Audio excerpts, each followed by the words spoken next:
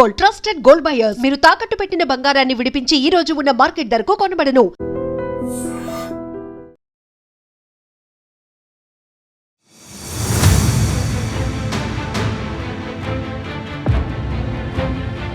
ఖమ్మం జిల్లాలో ఘోర రోడ్డు ప్రమాదం జరిగింది.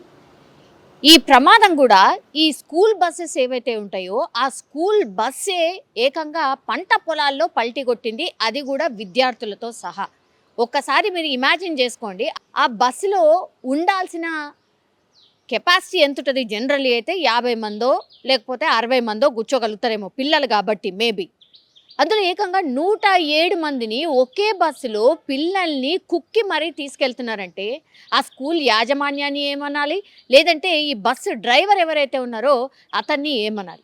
పోనీ డ్రైవర్ని మినహాయిద్దాం, డ్రైవరు స్కూల్ యాజమాన్యం చెప్పినట్టు ఆయనకి జీతం ఇస్తారు కాబట్టి వింటుండు అనుకుందాం. మరి స్కూల్ యాజమాన్యం ఏం చూస్తోంది? ఇప్పుడు ఈ డ్రైవర్ ఎవరైతే ఉన్నారో ఏకంగా మద్యం తాగి మరీ ఈ స్కూల్ పిల్లల్ని ఇంట్లో డ్రాప్ చేయడానికి తీసుకుపోతుండట. ఎంత దారుణం అంటే ఇప్పుడు ఈ ఘటనలో పాపము 20 నుంచి 30 మందికి పిల్లలకి, చిన్న చిన్న పిల్లలకి గాయాలు. ఎట్లాంటి గాయాలైనాయి?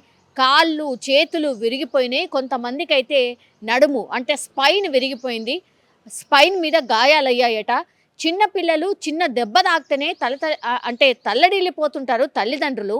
అట్లాంటిది ఏకంగా ఒక బస్సు బోల్తా కొడితే వాళ్ళ పరిస్థితి ఏంది ఒక్కసారి ఇమాజిన్ చేసుకోండి. అక్కడ ఒక్కసారి బస్ పల్టీ కొట్టగానే కేకలు, అరుపులు, అట్లాగే గట్టి గట్టిగా ఏడుపులు వినపడంతో అక్కడ రోడ్డు పైన వెళ్ళే వాళ్ళందరూ కూడా హుటాహుట్న ఆగి ఆ తర్వాత వాళ్ళు పూర్తి స్థాయిలో అంబులెన్స్లను కావచ్చు, లేదంటే ఆ స్కూల్ డ్రైవర్ని పట్టుకునే ప్రయత్నంలో భాగంగా స్కూల్ డ్రైవర్ పారిపోయాడట.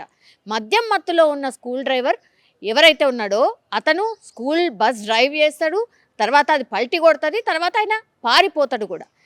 ఒకసారి ఈ ఇన్సిడెంట్ చూసిన వాళ్ళందరూ కూడా ఇది వివేకానంద స్కూల్కి సంబంధించిన ఒక ప్రైవేట్ స్కూల్కి సంబంధించిన బస్. ఇప్పుడు యాజమాన్యాన్ని ఏమనాలి? 107 మందిని ఒక్క బస్సులో కుక్కి పంపిస్తున్నారు అని అంటే స్కూల్ బస్ ఫీజు పేరెంట్స్ కడతలేరా? మరి ఫ్రీగా ఏమైనా బస్ ప్రొవైడ్ చేస్తారా? ఆ పరిస్థితి ఉందా? మరి పేరెంట్స్ అయినా అసలు ఒక బస్సులో ఎంతమందిని ఎక్కిస్తున్నారు క్వశ్చన్ చేసిన పరిస్థితి ఉందా? ఫీజులు కట్టడం, ప్రైవేట్ వాళ్ళ దానికి అప్పగించడమే లిటరల్లీ వాళ్ళ పిల్లల్ని. తర్వాత ఏం జరుగుతుంది ఏంటి అనేది ఎవరైనా పట్టించుకుంటున్నారా? ఇప్పుడు పట్టించుకోవట్లేదు అనే దానికి బెస్ట్ ఉదాహరణ ఇది అనుకోవచ్చు.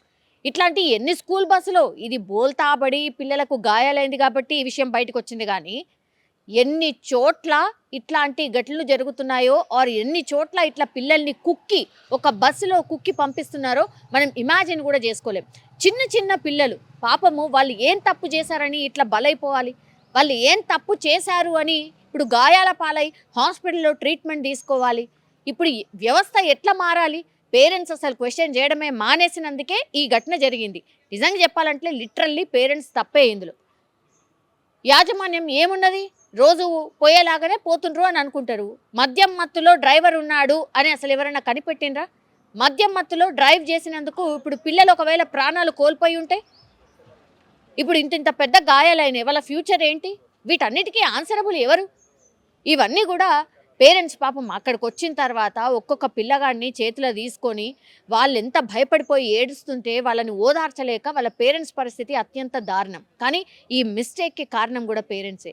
ఈ వ్యవస్థ మారినప్పుడు, ఈ వ్యవస్థని క్వశ్చన్ చేసినప్పుడే ఇదంతా కూడా మారుతుంది. లేదంటే మాత్రం ఇంకా ఎంతమంది ఇట్లాంటి స్కూల్ పిల్లలు లేకపోతే కాలేజ్ పిల్లలు ఇట్లా బలైపోవాలో అసలు మనం ఇమాజిన్ కూడా చేసుకోలేం. ఇప్పుడు ఖమ్మం జిల్లాలో అత్యంత ఘోరమైనటువంటి రోడ్డు ప్రమాదం జరిగిన తర్వాత ఇప్పుడు హుటాహుట్న ఆర్టీ అధికారులు, ఇక మిగతా అధికారులు, గవర్నమెంట్ వ్యవస్థ అంతా కూడా కదులుతుంది. ఓ 3-4 రోజుల పాటు కొంచెం హడావిడి చేస్తారు, ఆ తర్వాత నథింగ్.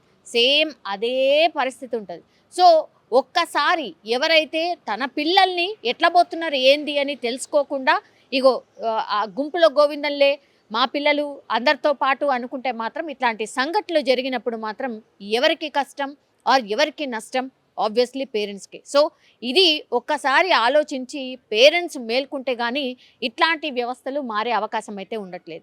నిజంగానే ఖమ్మం జిల్లాలో ఇంకా నయం, ఆ పిల్లలు అదృష్టవంతులు, తల్లిదండ్రులు కూడా అదృష్టవంతులే అనుకోవాలి. ఎందుకంటే గాయాల పాలైన పరిస్థితే ఉంది, కానీ అక్కడ ఎవరికి కూడా చనిపోలేదు. నిజంగా అత్యంత బాధాకరం. కానీ అందులో కొంచెం బెటర్ ఏంటంటే ఎవరి ప్రాణాలు కూడా పాపం పోలేదు. ఇది కొంత ఊరటనిచ్చే అంశం అని చెప్పుకోవచ్చు. ఏంటంటే బస్సు స్టార్ట్ అయ్యేటప్పుడు బండి స్టార్ట్ అవ్వదు. అసలు స్టార్ట్ అవ్వకపోతే ఎక్సలేటర్ మంచి బయటకు వచ్చిన తర్వాత బండి స్టార్ట్ పొద్దున కూడా అట్లా అయిపోతుంది. ఏమైందంటే అట్టే ప్రిన్సిపల్ సార్ వచ్చి ఏమైంది అన్నారు, బాగు చేయించుకోవచ్చుగా అన్నారు. అంటే చేపిస్తా సార్ అని చెప్పిండు. అట్టే అయిపోవడం సగం దూరం వచ్చిన తర్వాత principal sir Naveen principal sir hand brake పడిందా అన్నారు. అట్లా సగం దూరం వచ్చింది. సెంటర్కి వచ్చిన తర్వాత సార్ చెప్పారు నవీన్ అన్నకి. ఏమని చెప్పారు, హ్యాండ్ బ్రేక్ అనేసి నాకేం తెలియదు ఏంటి బస్సు తోలేటోడికి అని హ్యాండ్ బ్రేక్ వేసి బస్సు ఆఫ్ చేసేసాడు. పొగ వస్తుంది, ఆడ వాసన వస్తుంది. అయితే ఆగిన తర్వాత ఏమైంది, కొంచెం దూరం పోయింది. అట్టే ఇచ్చిండు. 7 మనిషి వచ్చిండు వెనకమాల ఎట్టిట్టాండు. మళ్ళీ కొంచెం ముందుకు వచ్చిన తర్వాత అట్టే ఇటు తొలిచ్చిండు. లెపెక్కన పడింది, బస్సు పడింది. అయితే కూసుకుపోయింది. ఇట్లా పారిపోయిండు కూడా.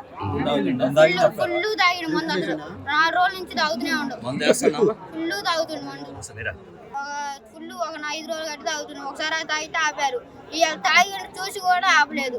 బస్ డ్రైవర్ మార్చలేదు కూడా. ఇవాళ అయినా జనాభా ఎక్కువ మంది 107 మంది బస్సులు ఎక్కేది. 107 మంది అండి. ఆ బస్సు కెపాసిటీ ఎంత? 107 మంది ఉన్నారట. ఎంతమంది తగిలింది? 20 మంది తగిలి. 20 మంది పైన తగిలింది. మొత్తం చిన్న పిల్లగాళ్ళు వాళ్ళు వచ్చారు. చిన్న పిల్లలు. పిల్లోడైతే అందరూ నడుము విరిగింది. ఆడవాళ్ళు ఎక్కించుకొని పోయారు. నిజంగా ప్రస్తుతం ఉన్నటువంటి సమాజం దేనికి ప్రయారిటీ ఇస్తుంది? ఆర్థిక సంబంధాల చుట్టూ మాత్రమే తిరుగుతుంది. మళ్ళీ ఎన్నికలంగానే చాలా విరక్తి కలుగుతాను. మంచి అనిపిస్తుంది కదా, లేడీస్ కూడా ఛాలెంజింగ్ జాబ్స్ చేసినప్పుడు చాలా బాగుంటది. ట్రాఫిక్ అసిస్టెంట్స్ గా నియమించిన ట్రాన్స్జెండర్స్ అందరితో సాల్యూట్ చేయించుకుంటున్నారు. ఫుడ్ డెలివరీ ఇవ్వటానికి వెళ్ళినటువంటి డెలివరీ బాయ్ అనిల్ పై కళ్ళ ముందు